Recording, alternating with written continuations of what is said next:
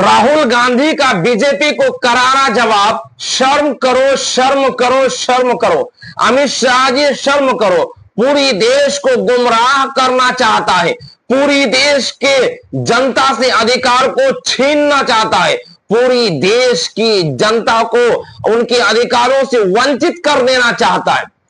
एक ऐसे विवादित बयान जिसके जरिए से यह साफ हो जाता है कि भारतीय जनता पार्टी की विचारधाराओं से, भारतीय जनता पार्टी की सोच से, भारतीय जनता पार्टी की देश के तय, देश की जनता के तय उनके विचारों से, क्योंकि उन्होंने जो बयान दिया है, इस बयान से साफ साफ झलक रहा है कि भारतीय जनता पार्टी देश को गुमराह करना चाहता, देश की जनता को उनके अधिकारों से वंचित करना चाहता।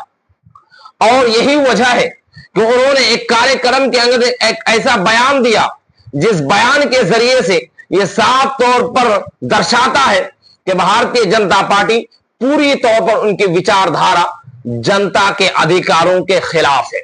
उन्होंने एक कार्यक्रम में सीधा तौर पर कहा कि देश को अंग्रेजी बोलने वालों से शर्म आएगी और देश के हर नागरिक को अंग्रेजी बोलने वालों से शर्म आनी चाहिए। सवाल यह है कि अमेरिका, अफ्रीका और पूरे यूरोप कंट्री में अमेरिका के अंग्रेजी बोली जाती है और उनको अब भारत में उसको संस्कृति से हटा करके दिखाया जाता है कि यह हमारे संस्कृति में नहीं है। आपको याद रखना चाहिए, देश के हर नागरिक को अंग्रेजी आनी चाहिए। पहले सुनिए अमित शाह जी ने क्या कहा है। मेरी बात ध्यान से सुनना।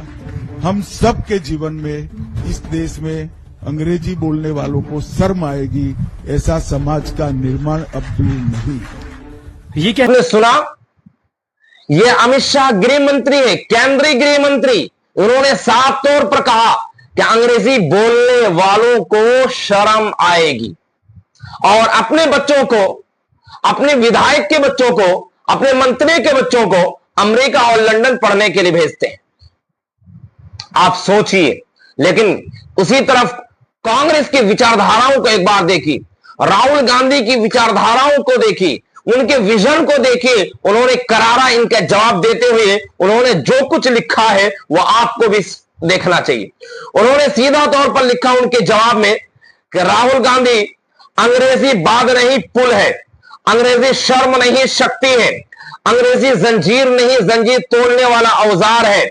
बीजेपी और आरएसएस नहीं चाहते कि भारत का गरीब बच्चा अंग्रेजी सीखे, क्योंकि वो नहीं चाहते कि आप सवाल पूछे, आगे बढ़े, बराबरी करें।